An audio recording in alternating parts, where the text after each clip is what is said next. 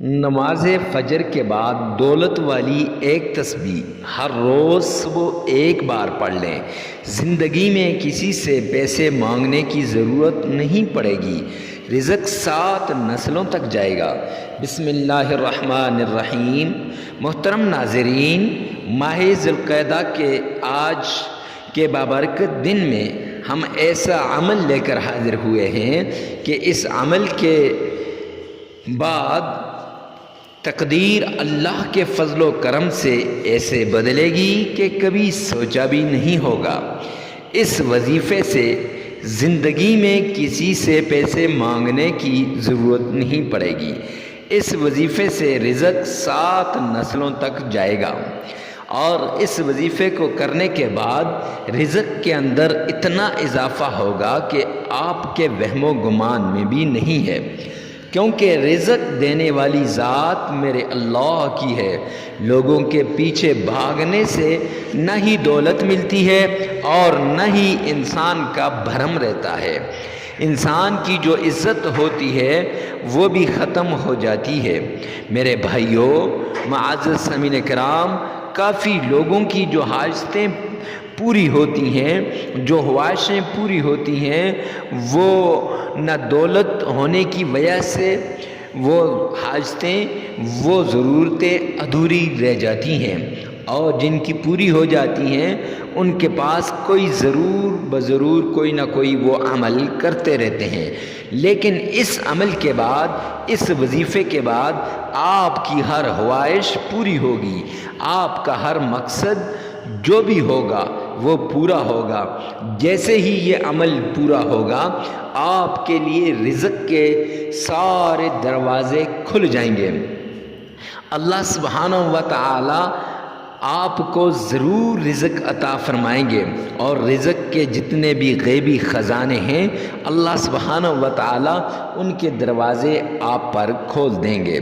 کاروبار کے حوالے سے اگر آپ کی جو بھی حاجت ہوگی، یا رزق کے حوالے سے آپ کی جو بھی حاجت ہوگی، گھر کے حوالے سے آپ کی جو بھی ضرورت ہوگی، جو بھی حاجت ہوگی، جو بھی مسئلہ ہوگا، گھر میں رزق کے حوالے سے، گھر میں سکون کے حوالے سے، گھر میں لڑائی جھگڑے کے حوالے سے، گھر میں بے برکتی کے حوالے سے، یا گھر کے اندر سکون، چین، راحت اور سکون کے حوالے سے، جو بھی آپ کی خواہش ہوگی، میرا رب اس خواہش کو پورا کرے گا۔ اللہ کے فضل و کرم سے وہ خواہش پوری ہو جائے گی۔ اکثر لوگ پریشان ہوتے ہیں کہ ان کی وہی حاجت پوری نہیں ہوتی جس کے لیے وہ بے چین رہتے ہیں، اور جس کی سخت ضرورت ہوتی ہے وہ حاجت ان کی ادھوری رہ جاتی ہے۔ اس پریشانی سے ان کو نجات مل جائے گی۔ محترم ناظرین، انسانوں کو چاہیے کہ اپنی جائز حاجات اور مرادوں کے حصول کے لیے اللہ سبحانہ و تعالی کی طرف رجوع کریں، فرائض کی پابندی کریں، گناہوں سے بچیں، اور کثرت سے توبہ و استغفار کریں۔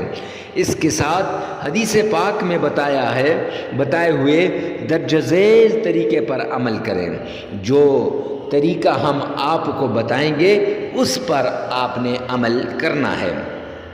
حدیث پاک کے اندر آتا ہے، جس شخص کو اللہ رب العزت سے، اللہ جل جلالہ سے، اللہ سبحانہ و تعالی سے کوئی خاص حاجت ہو، یا اس کے کسی بندے سے کوئی خاص حاجت ہو، تو اسے چاہیے کہ وہ وضو کرے خوب اچھی طرح، پھر 2 رکعت اپنی حاجت کی نیت سے نماز حاجت پڑھے، اور پھر اس کے بعد اللہ سبحانہ و تعالی کی حمد و ثنا کرے، اور نبی کریم صلی اللہ علیہ وسلم کی شان میں صلاۃ و سلام بھیجے، یعنی درود پاک پڑھے۔ معزز سامعین کرام، میرے پیارے پیغمبر کو جب بھی کوئی تکلیف ہوتی، جب بھی کوئی مشکل آتی، جب بھی کوئی حاجت ہوتی، تو آقا کائنات فوراً مسجد میں چلے جایا کرتے تھے۔ ایک روایت کے اندر آتا ہے حضرت سیدنا حسن بصری رحمۃ اللہ علیہ کے پاس ایک شخص آیا اور اس نے خشک سالی کی شکایت کی۔ آپ رحمۃ اللہ علیہ نے اسے استغفار کرنے کا حکم دیا۔ تھوڑی دیر گزرتی ہے، دوسرا شخص آ جاتا ہے۔ اس نے تنگ دستی کی شکایت کی کہ میرے پاس مال و دولت نہیں، میرے پاس کھانے کے لیے کچھ نہیں، میرے پاس رزق نہیں۔ تو اسے بھی حضرت حسن بصری نے استغفار کرنے کا حکم دیا۔ پھر تھوڑی دیر گزرتی ہے، تیسرا شخص آ جاتا ہے۔ اس نے اولاد نہ ہونے کی شکایت کی۔ وہ شخص کہتا ہے حضرت بڑے بڑے مزاروں پہ گیا، بڑے بڑے درباروں پہ گیا، بڑے بڑے علماء کے قدموں میں گیا، بڑے بڑے اولیاء کے پاس گیا، بڑے پیروں فقیروں کے چکر میں نے کاٹے، بڑے آستانوں کے پاس میں گیا، لیکن اللہ نے مجھے اولاد نہ دی۔ تو آج آپ کے در پہ آیا ہوں، آج آپ سے کے سامنے یہ شکایت کرنے آیا ہوں۔ حضرت حسن بصری نے اسے بھی استغفار کرنے کا حکم دیا۔ پھر چوتھا شخص تھوڑی دیر کے بعد آتا ہے، آ کے وہ بھی سوال کرتا ہے، وہ بھی شکایت کرتا ہے اپنی زمین کے بارے میں۔ کہتے ہیں حضرت میری زمین سے غلہ کم نکلتا ہے، پیداوار کم ہو گئی، پہلے اسی زمین سے بہت زیادہ پیداوار ہوا کرتی تھی۔ حضرت حسن بصری نے اسے بھی استغفار کرنے کا حکم دیا۔ حضرت ربیع بن صبی رحمۃ اللہ علیہ وہاں حاضر تھے۔ حضرت ربیع بن صبی نے فوراً عرض کی، آپ کے پاس حضرت چند لوگ آئے، مختلف مسائل بیان کیے، کسی نے بے اولادی کی شکایت کی اور وظیفہ مانگا اور آپ سے دعاؤں کا کہا، اور آپ سے انہوں نے ایک وظیفے کی طلب کی، آپ نے اسے استغفار کرنے کا حکم دے دیا، آپ نے اسے یہی والا استغفار والا وظیفہ بتا دیا۔ دوسرا آیا، پیداوار کی کمی کی شکایت کی، آپ نے اسے بھی یہی وظیفہ بتا دیا۔ ایک اور آتا ہے، وہ رزق کی تنگی کی شکایت کرتا ہے، آپ نے اسے بھی یہی استغفار والا وظیفہ بتا دیا۔ جن میں استغفار کو بارش، مال، اولاد اور بغات کی عطا ہونے کا سبب فرمایا گیا۔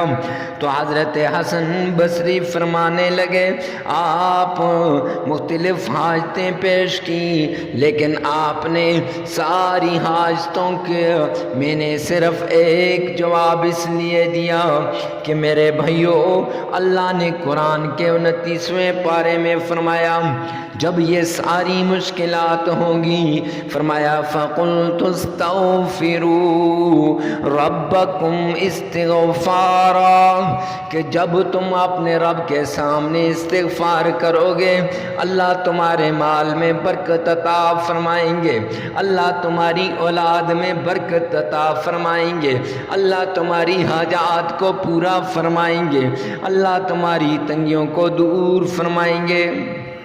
ناظرین، یہ ایک ایسی مجرب تسبیح ہے، جو شخص اس تسبیح کو ہمیشہ پڑھتا ہے اس کو رزق کی تنگی کبھی نہیں آتی۔ اور وہ تسبیح کیا ہے؟ وہ تسبیح بڑی اہم تسبیح ہے کہ آپ نے روزانہ فجر کی نماز کے بعد، نماز فجر کے بعد آپ نے ایک تسبیح استغفار کی کر لینی ہے۔ اول آخر 11 بار میرے پیارے پیغمبر کی شان میں درود پاک پڑھنا ہے۔ درمیان میں ہو سکے تو 1000 والی تسبیح، نہیں تو 500 والی تسبیح، نہیں تو 100 والی تسبیح لازمی استغفار کی آپ نے ایسے کرنے، استغفر اللہ استغفر اللہ، یہ تسبیح آپ نے کرنی ہے۔ یاد رکھیے گا کہ 100 بار پڑھنے کے بعد پھر آپ نے اپنی حاجت کو اللہ کے سامنے بیان کرنا ہے، پھر آپ نے 100 بار پڑھنی ہے، پھر اللہ کے سامنے حاجت کو بیان کرنا ہے۔ ایسے 500 بار پڑھ لیں یا ایسے 1000 بار پڑھ لیں یا ایسے ہی آپ نے 300 بار پڑھنی ہے، کم از کم آپ اس کو 300 بار پڑھ لیں۔ معزز سامعین کرام، تو ہر روز آپ نے یہ کرنا ہے۔ اب جگہ کی کوئی قید نہیں ہے، وقت کی تو قید ہے۔ ہاں، مرد عورت کے لیے کر سکتا ہے، عورت مرد کے لیے کر سکتی ہے، ہر ایک دوسرے کے لیے اس عمل کو کر سکتا ہے۔ ویڈیو کو ثواب کی نیت سے صدقہ جاریہ سمجھ کر شیئر کرنا نہ